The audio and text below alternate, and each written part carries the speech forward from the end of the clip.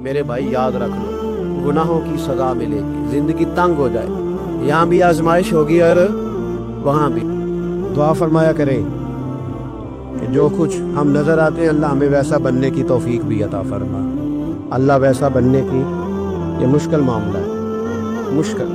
اعلیٰ حضرت فرمایا کرتے تھے نیک وہ ہوتا ہے جس کی تنہائی صاف ستھری ہوتی ہے، اس لیے ماحول بگڑ جاتا ہے۔ یہ جو ہم کہتے ہیں نا میرے سجن بڑے بنتے ہیں پھر ٹوٹ جاتے ہیں، کچھ لوگ ایسے ہوتے ہیں جو ان کے پاس جاتا ہے انہی کا ہو جاتا ہے، وہ کہیں اور کے قابل کیوں بلا؟ اس لیے کہ ان کے کردار میں ٹھنڈک دیکھتا ہے، ان کے لب و لہجے میں مٹھاس دیکھتا ہے، اس شخص میں اتنی خوبصورتی دیکھتا ہے کہ اسی کا بن جاتا ہے۔ حضرت ابراہیم بن ادم کے پاس ایک نوجوان آیا، کہنے لگا میں گناہ کرنا چاہتا ہوں، فرمانے لگا بالکل کر، اللہ کا دیا ہوا رزق کھانا چھوڑ دے اور گناہ کر۔ کہنے لگا یہ نہیں ہو سکتا، فرمانے لگے چل پھر اس طرح کر، رب کی زمین پہ نہ رہ، کسی اور کی زمین پہ چلا جا۔ کہنے لگا یہ بھی نہیں ہو سکتا، فرمانے لگے چل اللہ کی ساتھ سے نکل جا۔ کہنے لگا یہ بھی نہیں ہو سکتا، تو اب رو پڑے۔ فرمانے لگے پھر جناب اسرائیل جب آئیں تو ان سے کہنا مجھے 2-3 سال کی مہلت دے دیں، پچھلی میری گناہوں میں گزر گئی، میں ذرا 3 سال عبادت کر لوں۔ تو وہ شخص بھی رونے لگا، کہنے لگا حضور وہ مہلت نہیں دیتے، وہ جب لینے آتے ہیں تو پھر لے کے اللہ تعالیٰ نے جب انسان بنانا چاہا نا تو جناب جبریل کو کہا مٹی لے کے آ زمین سے۔ حضرت جبریل نے مٹی پہ ہاتھ ڈالا تو باقی کی مٹی رونے لگ گئی، اسے جدا نہ کر۔ تو جناب جبریل چھوڑ کے چلے گئے، حضرت میکائیل کو بھیجا مٹی لا، مٹی پہ ہاتھ ڈالا تو باقی کی مٹی رونے لگ گئی، چھوڑ کے چلے گئے۔ جناب اسرائیل کو بھیجا، مٹی پہ ہاتھ ڈالا تو باقی کی رونے لگ گئی، چھوڑ کے نہ جاؤ۔ تو حضرت اسرائیل فرمانے لگے تیرا رونا دیکھو کہ رب کا حکم دیکھو۔ وہ لے گئے، جب پیش کی تو رب کریم نے فرمایا اسرائیل جان نکالنے کی ڈیوٹی بھی تیری، تو مٹی کو لے آنا، باقی مٹی روتی بھی رہے تو روتی رہے، جب میرا فیصلہ آ جائے تو پھر اس میں کوئی گنجائش، ہم کھاتے بھی اللہ کا ہیں، نافرمانی بھی اس کی کرتے ہیں، زمین پہ بھی اس کی چلتے ہیں، نافرمانی بھی اس کی کرتے ہیں، حکم کسی اور کا مانتے، چھت پہ رب کریم کی رہتے، اس طرح نظام نہیں چلتا۔ ایک میری طرح کا دیندار تھا جو چہرے کا تو نیک تھا، اندر پتہ نہیں کیا کچھ تھا۔ ایک طوائف گزر رہی تھی، اس نے اس کو تبلیغ کر دی، کہنے لگا بس کر دے سیانی بن جا۔ تو کسی دانشور میں لکھا ہے اس نے بڑا سخت جواب دیا اس عورت نے، کہنے لگی بابا میں تو جو ہوں وہ نظر بھی آ رہی ہوں، تو بتا جو تو نظر آتا ہے وہ تو ہے کہ نہیں؟ اس بندے نے چیخ ماری اور بے ہوش ہو کے گر پڑا۔ لوگوں نے کہا بابا آج کسی صوفی کا کلام سنا ہے جو بے ہوش ہو گیا؟ تو اس نے کہا نہیں، آج طوائف کی بات سنی ہے، طوائف کی۔ اور وہ عجیب بات کر گئی ہے، وہ کہہ گئی ہے میں تو جو ہوں میں نظر آ رہی ہوں، تو بھی تو بتانا، تو بتانا کہ تو دستار امامت پہنتا ہے۔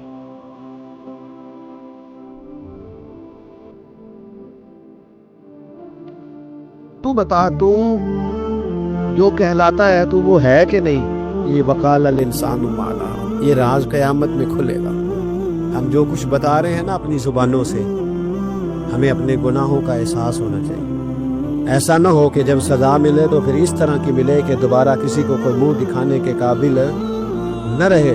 میرے بھائی یاد رکھیں اور سمجھیں، گناہ انسان کی زندگی کو تنگ کرتے ہیں۔ میرے نبی پاک علیہ السلام نے فرمایا جب تو جھوٹ بولتا ہے تو تیرے فرشتے کرامن کاتبین سائیڈ پہ ہو کے کھڑے ہو جاتے ہیں، جب تو زنا کرتا ہے تو تیرے اندر سے ایمان نکل جاتا ہے۔ اور نبی پاک علیہ السلام نے فرمایا جب میری قوم میں ناانصافی عام ہو جائے گی تو قتل بھی عام ہو جائے گا۔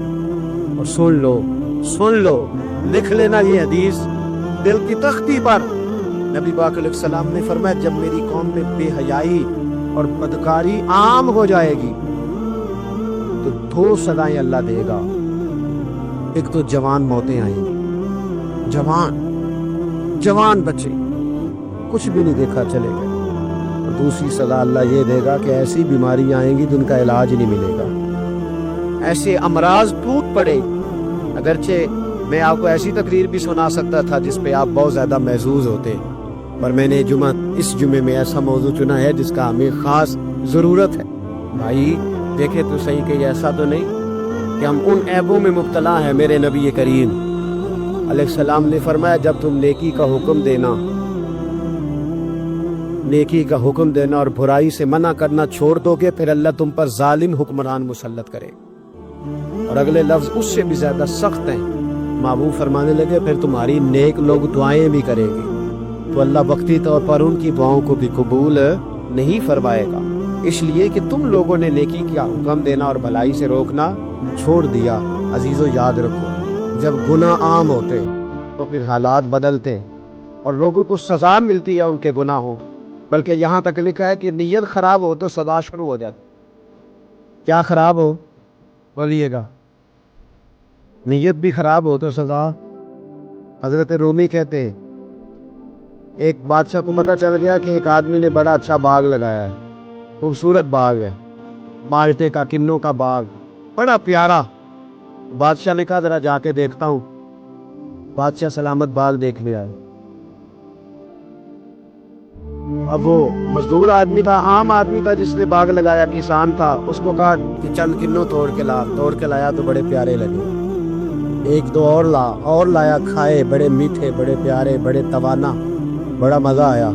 تو بادشاہ کے دل میں خیال آیا کہ اس پہ قبضہ نہ کر لوں باغ پہ. ہمارے یہاں نا کرائے پہ دکان دیتا نا مالک, تو جب کسی غریب کی چل جاتی ہے کہتا تو خالی کر, میں نے خود ڈال لی ہے. چل گئی نا اس کی. حالانکہ رزق اپنے اپنے نصیب کا ہے, رزق اپنے اپنے نصیب کا ہے, جس کو اللہ تعالیٰ چاہتا ہے عطا کرتا ہے. تو اس کو کہا کہ اور توڑ کے لا, اور دل میں خیال ہے کہ یار اتنا اچھا باغ ہے قبضہ کر لیتے ہیں. ہماری حکومتیں قبضہ کر لیتی ہے کہ کوئی چیز اچھی لگ جائے. اب وہ کسان 2-3 کنوں توڑ کے لایا, اس نے کھائے تو کھٹے نکلے, ترش تھے. کہنے لگا تجھے کیا ہو گیا ہے؟ تو بندہ بڑا صاحب دل تھا, کہنے لگا میں تو ٹھیک ہوں, آپ اپنی نیت سے پوچھیں کہیں خراب تو نہیں ہو گئی. تو کنوں میں بھی اس کا اثر آ گیا ہے. اپنی نیتیں بگڑ جائیں نا, نیتیں. اب ایک بات کہنے لگا ہوں, غور سے سننا.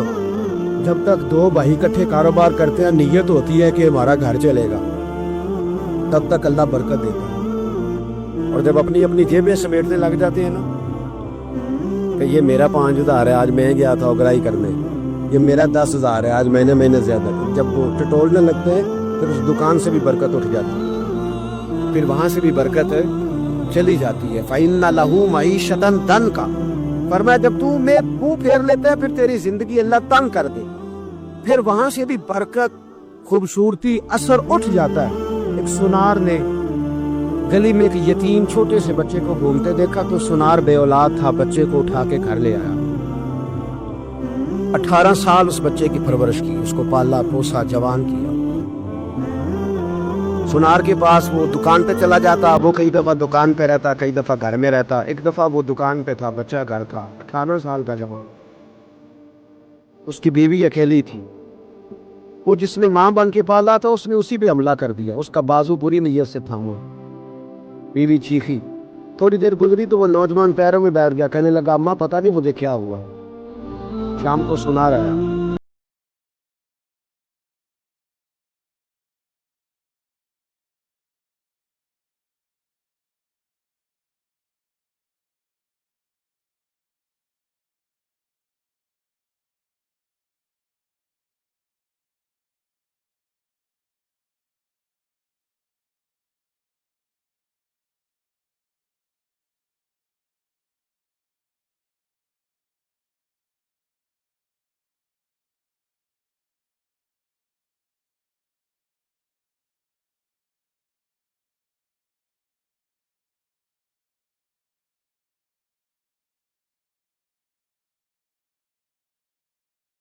نے مجھے فوراً اس کی سزا دی. ان کے گھروں میں بیٹیاں ہوتی ہیں, ان کی نظریں گندی نہیں ہوتی. جو بیٹیوں کے باپ ہوتے ہیں, جو بہنوں کے بھائی ہوتے ہیں, ان کی نظریں گندی. اور اگر تو ٹیلی فون کرتا ہے, تو کسی عورت کے ساتھ تعلق رکھتا ہے, تو یہ بات لکھ لے, امام فخر الدین رازی 1, علامہ اسماعیل حقی 2, ملا جلال الدین رومی 3, امام خازن 4, امام جلال الدین سیوطی 5 حدیث کے استاد اور محدث لکھتے ہیں کہ اگر تو کسی پر گندی نظر ڈالے گا تو تیرا گھر بچ سکتا یاد رکھ نہیں بچے گی، اس لیے کہ تیری نظر ہے کسی کی بیٹی کو بیٹی سمجھ تاکہ تیری بچی کا پردہ قائم رہے، کسی کی بہن کو یہ کیا بات ہوئی کہ تو جتنا مرضی کاند معاشرے میں پھیلاتا رہے تیرا گھر بچا رہے، یہ کیسے ہو سکتا ہے؟ فَإِنَّ لَهُ مَعِيشَةً ضَنْكًا، اللہ فرماتے ہیں زندگی تنگ ہو جائے گی تیرے لیے مشکل، تو ڈھونڈتا پھرے گا کہ میں مرنے کو جگہ تلاش کروں۔ سچی توبہ کرے، کھری توبہ کرے، یہ گناہ انسان کو مجبور کر دیتے۔ حضرت عبداللہ بن مبارک رحمۃ اللہ تعالی علیہ، ان کے سینکڑوں شاگرد تھے، ایک شاگرد کے انتقال کا وقت آیا تو گھر گئے ملنے، آپ کہتے ہیں میں نے زور لگا لیا پر اس کی زبان پر کلمہ جاری نہیں ہوا، میں اسے کہتا کلمہ پڑھ پر اس کی زبان پر جاری، اللہ اکبر، بہت بڑی نعمت ہے، دعا فرمائیں اللہ ایمان کی موت عطا فرمائے، ایمان کی موت دے اللہ کریم، ایمان کی موت دے۔ ایسے بھی لوگ دیکھے ہیں، مسجد نبوی ہے، رسول اللہ کا شہر ہے، سر سجدے میں ہے، روح پرواز کر گئی، روح پرواز، کتنا نصیبوں والا ہے، کتنا نصیبوں والا ہے، مسجد نبی نے سر سجدے میں رکھا ہے اور اللہ تبارک و تعالیٰ نے محبوب کے قدموں میں موت عطا فرمائی۔ تو اگر تو عبداللہ بن مبارک کہتے ہیں میں نے اس کو کہا کلمہ پڑھ تو اس کی زبان پہ جاری نہیں ہوتا، میں بار بار کہتا تو وہ منت کرتا، کہتا حضور میں کوشش کرتا ہوں جاری نہیں ہوتا۔ فرماتے ہیں میں پریشان ہو کے اٹھا، ابھی میں دروازے پہ پہنچا تھا، اس نے چیخ ماری اور روح پرواز کر دی، بچے رونے لگے، بیوی رونے لگی، تو میں نے اس کی بیوی سے کہا کہ یہ جرم کیا کرتا، اتنا بڑا پاپی پہ کلمہ جاری نہیں ہوا۔ اس کی توجہ کرنے لگی حضرت جی دو گناہ تھے اس کے، ایک تو یہ شراب کا عادی تھا، روکتی تھی باز نہیں آتا تھا، اور دوسری بات یہ کہ یہ اپنی اماں کا نافرمان تھا، وہ دو گلیاں چھوڑ کے رہتی ہے، ایک ابھی ملنے نہیں گیا تھا، اس بوڑھی کا کلیجہ اس کی طرف سے بڑی تکلیف میں تھا۔ حضرت عبداللہ بن مبارک کہنے لگے جا تو بھی دعا کر، اس کی ماں کو بھی کہہ دعا کرے کہ یہاں تو یہ کلمہ نہیں اسے نصیب ہوا، اللہ کرے اللہ آخرت کی منزلیں اس کی بہتر فرما دے۔ میرے بھائی ایسے گناہ، حضرت مالک بن دینار نے توبہ کی، توبہ کی انہوں نے، کس طرح فرماتے ہیں میں نشے کا عادی تھا، کسی نے مجھے کہا کہ بطور دوائی شراب پی لو تو میں نے پی لی، نشے کا عادی تھا، شراب پیتا تھا، اللہ تعالیٰ نے بڑی منتوں اور کوششوں کے بعد، منتوں کے بعد ایک بیٹی عطا فرمائی، وہ بھی 2.5-3 سال کی ہوئی تو پردہ کر گئی، کہتے میں اس کی قبر پہ بیٹھ کے گھنٹوں روتا، شراب کا عادی، ایک دن سویا تو خواب دیکھتا ہوں کہ میرے پیچھے ایک بڑا سانپ لگ گیا، اور سانپ جب منہ کھولتا ہے تو انگارہ نکلتا ہے، میں پھر دعا کرتا ہوں اللہ ہمیں معاف فرمائے، اللہ ہم سے درگزر۔ میں کچھ قبرستانوں میں جاتا ہوں تو میں وہاں میں سانپ پچھو پھرتے ہوئے دیکھتا ہوں تو ڈر آتا ہے کہ ہم یہاں آنے والے ہیں، یہ لوگ کہہ رہے ہیں کہ تمہاری تیاری ہے کسی وقت بھی اعلان ہو جائے کہ چلو بھائی چلو فلاں صاحب کا جنازہ ہے، اٹھو، لوگ کہتے ہیں جلدی کرو، اور ایک کونے میں ایک شخص یہ بھی کہتا ہے کہ دیگ بھی رکھ لو مہمان بڑے جمع ہو گئے، اور ایک کونے میں لوگ یہ بھی کہتے ہیں کہ برف ٹھنڈی لے آؤ، لوگوں نے پانی بھی پینا۔ پہلے اعلان ہوتا ہے کہ فلاں فوت ہو گیا، پھر اعلان ہوتا ہے جنازے کا ٹائم ہو گیا، پھر اعلان ہوتا ہے جنازہ اٹھایا جائے گا، اور پھر بات ختم ہو جاتی ہے، پھر کل من علیہ فان، پھر کوئی نہیں پوچھنے آتا، ختم ہو گیا، قصہ ہی ختم ہو گیا، ان لوگوں کی کہانی مٹ گئی، ختم ہو گئے، بڑے بڑے قد کلا، کوئی پوچھنے والا نہیں۔ موت کا راج ہے موت کا راج، موت راج کرتی ہے بس، اور کسی کا راج نہیں، وہ راج کرتی ہے، جدھر جاتی ہے اسی کا راج ہے، راج کر رہی ہے۔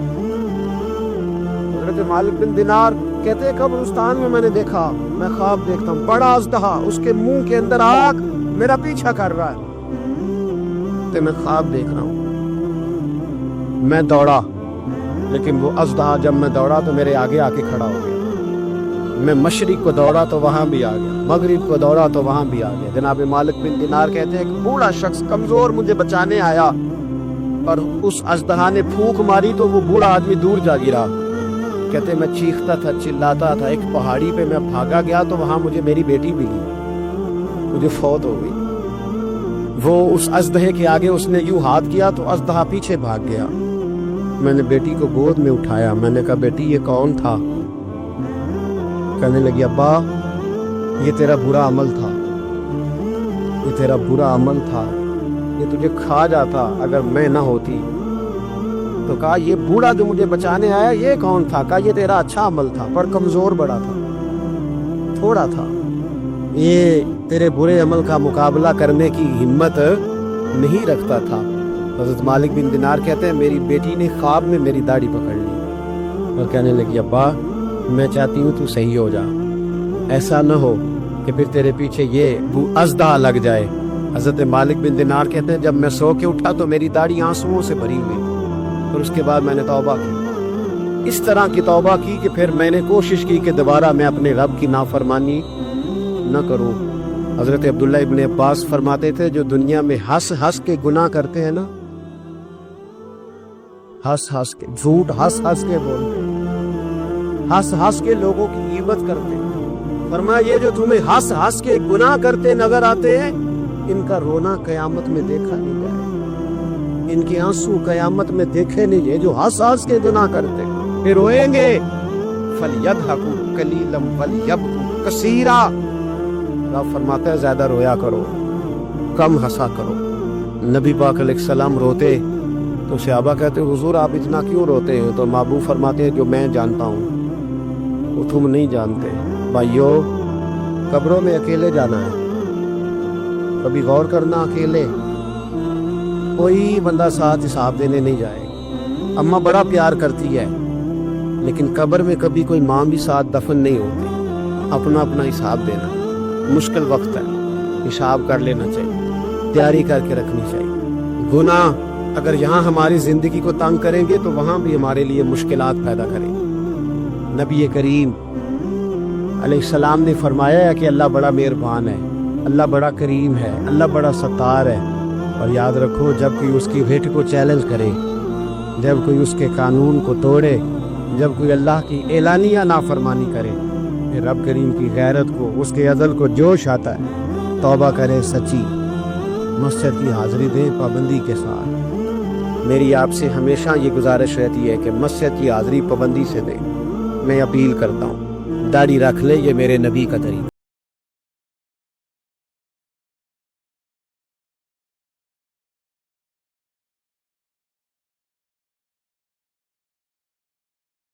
میرا ایک دوست رات بتا رہا تھا کہ سعودی عرب میں ایک شخص نے 30 سال محنت کی،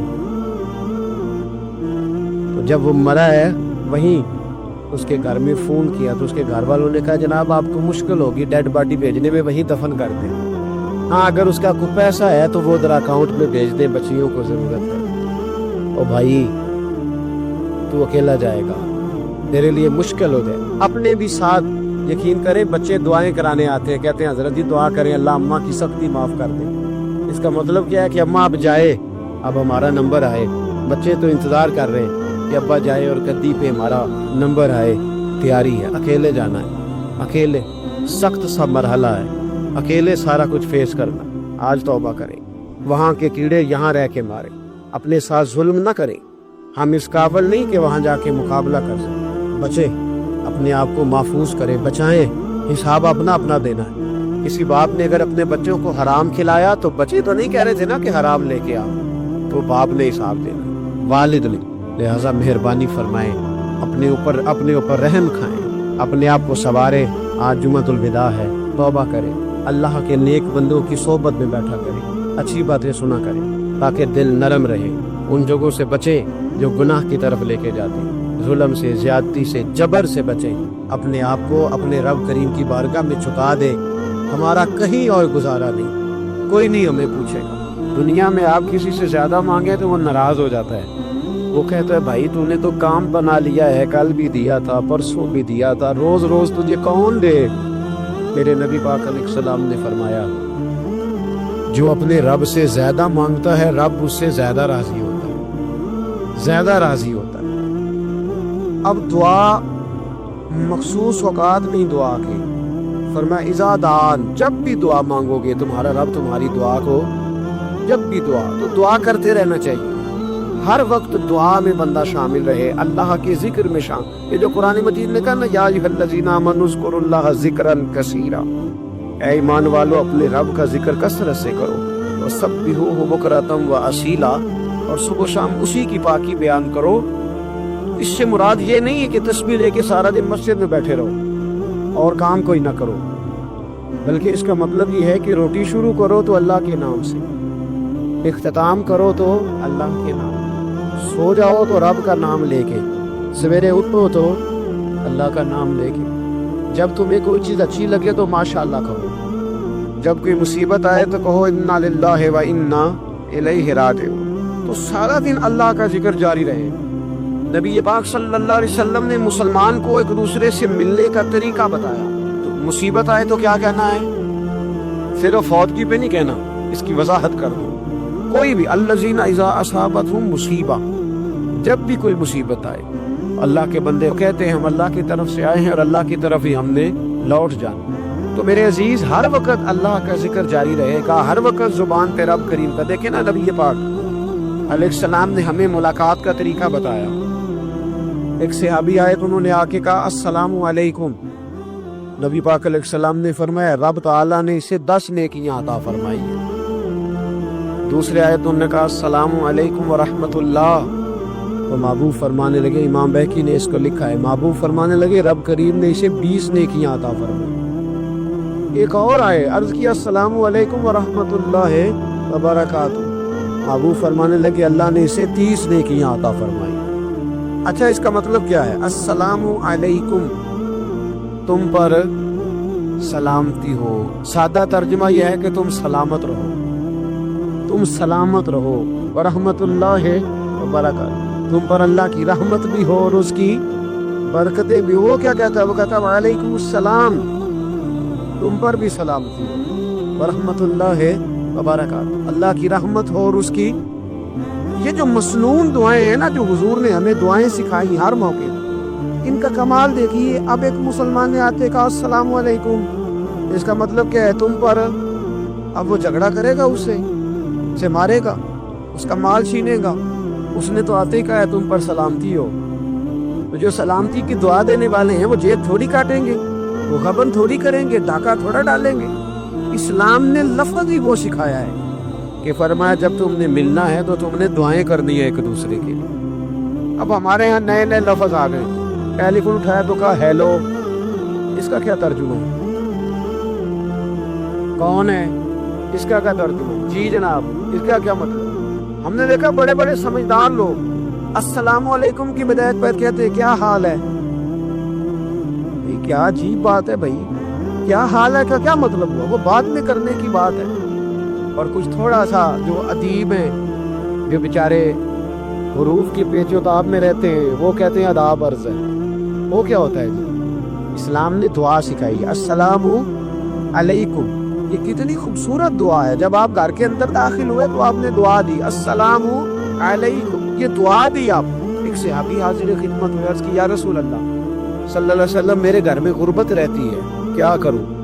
نبی پاک علیہ السلام نے فرمایا جب بھی گھر جایا کرنا، گھر والوں سے سلام لیا کر، گھر والوں سے کیا کہا کر؟ السلام علیکم، جب بھی گھر جائے۔ یعنی گھر آیا، اب گھر والوں نے بتایا کہ ماچس کی ڈبیا تو لے آؤ۔ اب یہ دکان کونے پہ تھی گھر والے پہ، وہاں سے ماچس کی ڈبیا لے کے واپس گیا تو کہنے لگا السلام علیکم۔ پھر گھر والوں نے کہا ہو بتانا یاد ہی نہیں رہا، چینی بھی ختم ہو گئی ہے۔ تو یہ پھر گیا چینی لینے، لوٹ کے آیا تو کیا کہا؟ جب اللہ چاہتا ہے تو کہے، جب اللہ کے رسول چاہتے ہیں تو کہے۔ اس کا ترجمہ یہ ہے کہ تو سلام لے، اللہ رسول چاہ رہے ہیں کہ تو سلام لے تاکہ تیرے گھر میں سلامتیاں ڈال دی جائیں۔ تو فرمایا سلام لینی ہے تو نے، اور ساتھ تو نے اس طرح کرنا ہے کہ 3 دفعہ سورۃ اخلاص کو پڑھنا ہے۔ امام قرطبی نے اس کو لکھا ہے۔ اس نے کہا حضور غربت بڑی ہے، غربت بڑی ہے تو کوئی وظیفہ بتائیں۔ فرمایا جب بھی گھر جاؤ سلام لو اور 3 دفعہ سورۃ اخلاص پڑھو۔ وہ صحابی کہتے ہیں میں پکا ہو گیا۔ اب وہ کچھ دنوں کے بعد، کچھ عرصے کے بعد، کچھ مہینوں کے بعد واپس آئے تو صحابہ کرام علیہم رضوان فرماتے ہماری خواہش تھی کہ یہ کچھ بیان کرے، اب بتائے کہ وہ وظیفہ لے کے گیا تھا اس کا رزلٹ کیا نکلا۔ کہتے اس نے بڑی حیرت انگیز بات کی، حیرت انگیز عجیب انداز میں۔ کچھ لوگوں کا دل ہوتا ہے نا کہ مجھے ملے، میرے پڑوسی کو نہ ملے، اور کچھ کا دل ہوتا ہے یار مجھے بھی ملا ہے اور الحمدللہ میرے پڑوسی کو ملا ہے۔ تو صحابی جب حاضر ہوئے تو صحابہ کہتے ہیں ہمیں تجسس تھا کہ یہ کچھ بتائیں، تو حضور نے فرمایا کیا حال ہے تیرا؟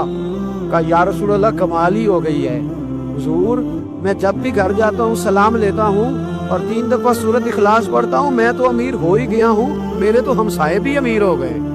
کتنا پیارا ہے یہ جملہ، کتنا حسن ہے، اتنا اچھا لفظ کسی اور کے پاس ہے ہی نہیں جو الفاظ ہمیں ہمارے رسول نے عطا فرمائے۔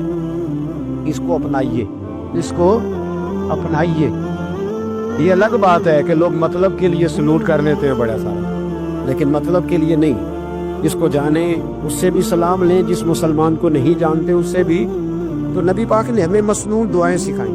حضرت رابعہ بصریہ رحمت اللہ علیہا آپ تشریف لے گئیں حج کرنے، جس دن واپس آئیں اپنا اونٹ کہہ گئی جاتی دفعہ، کہنے لگی اللہ میں تیرے حوالے کر کے جا رہی ہوں، اور بسم اللہ توکلت علی اللہ، بھروسہ بھی تیری ذات پہ۔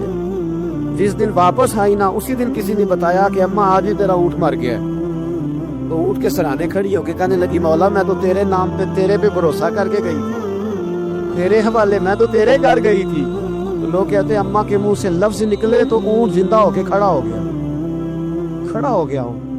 اماں کہنے لگی نہیں تمہیں غلطی لگی ہے، مرا ہی نہیں تھا، پہلے سے موجود تھا، وہ اپنی کرامت بھی نہیں ظاہر ہونے دی۔ تو بھائی گھر سے نکلے تو کس لفظ پر کہ یا اللہ میں تیرے بھروسے پہ نکل رہا ہوں۔ میں اس کے 2 فائدے ہوں گے، ایک تو آپ اللہ کی امان میں جا رہے ہیں، اللہ کی امان میں آ رہے ہیں، اور دوسرا جس گھر کو آپ چھوڑ کے جا رہے ہیں اسے بھی اللہ کی امان میں دے کے جا رہے ہیں۔ تو کتنا لذت والی دعا ہے کہ نبی کریم علیہ السلام نے ہمیں سکھائی۔ اب ذرا حدیث سنیں خوش ہو کے، دیکھیں حضور نے دعا سکھائی، فرمایا جب دیکھ لو نا کسی کو ہنستا ہوا، کیا کرتا ہوا؟ ماشاءاللہ آپ تو ہنسنے لگے۔ جب کسی کو ہنستا ہوا دیکھو تو کہا کرو اضحک اللہ سنک۔ یہ دعا یہ بخاری ہے، فرمایا دعا مانگا کرو جب کسی مومن کو ہنستے ہوئے دیکھو تو دعا مانگو اضحک اللہ سنک، اللہ تجھے ہنستا ہی رکھے، اللہ تجھے بولیے جل نہ جایا کرو کہ میں پریشان ہوں تو یہ ہنس کیوں رہا ہے، جھلا نہ کرو، بلکہ کیا کرو اللہ تجھے ہنستا رکھے، اللہ تجھے۔ نبی پاک صلی اللہ تعالی علیہ وآلہ وسلم نے فرمایا، ترمذی میں حضرت اسامہ بن زید رضی اللہ تعالیٰ عنہ سے حدیث مروی ہے، حضور نے فرمایا جس نے کسی کے ساتھ احسان کیا اور جس پر احسان کیا، اگر اس نے یہ دعا پڑھ دی نا جزاک اللہ خیرا، تو فرمایا اس نے اللہ کی بھی پوری حمد کر دی اور وہ سن کا صحیح شکریہ بھی ادا کر دیا۔ کیا کہنا ہے؟ جزاک اللہ، اللہ تجھے بہترین جزا عطا کر۔ اس کا ترجمہ کیا ہے؟ اللہ تجھے بہترین، کیونکہ حضور فرماتے ہیں من لم یشکر الناس ولم یشکر اللہ، جس نے بندوں کا شکریہ ادا نہیں کیا اس نے اللہ کا بھی شکریہ ادا نہیں کرنا۔ تو کیا کہنا چاہیے؟ جزاک اللہ خیرا۔ اور اگر اماں کہتی ہو بچوں کو انگریزی سکھانی ہے تو کیا کہنا ہے؟ پھر شکریہ ادا کرنے میں کیا کہنا ہے؟ Thanks, thank you. خود آگے کس کا ثواب کتنا ہے؟ بولے انگریزی ایک زبان ہے، اس کو زبان ہی رہنے دیں۔ ایک نوجوان نے مجھے بڑی گہری بات سنائی، میرا قریبی تعلق تھا، کہنے لگا گھر میں بڑا مسئلہ ہے، بڑی پریشانی ہے، ماں اور بیوی کا ماحول اتنا سخت ہو گیا ہے کہ نمٹ نہیں سکتا۔ آپ یقین کریں میں نے ڈیٹیل سے ساری چیز کو اسٹڈی کیا، میرے پاس اتنا وقت نہیں ہوتا، پھر بھی میں نے اس فیملی کو پورا پڑھا تو غلطی نوجوان کی نکلی، نہ اس پہ اماں اعتبار کرتی ہے نہ بیوی اعتبار کرتی ہے۔ اس نے جھوٹ بول بول کے اس طرح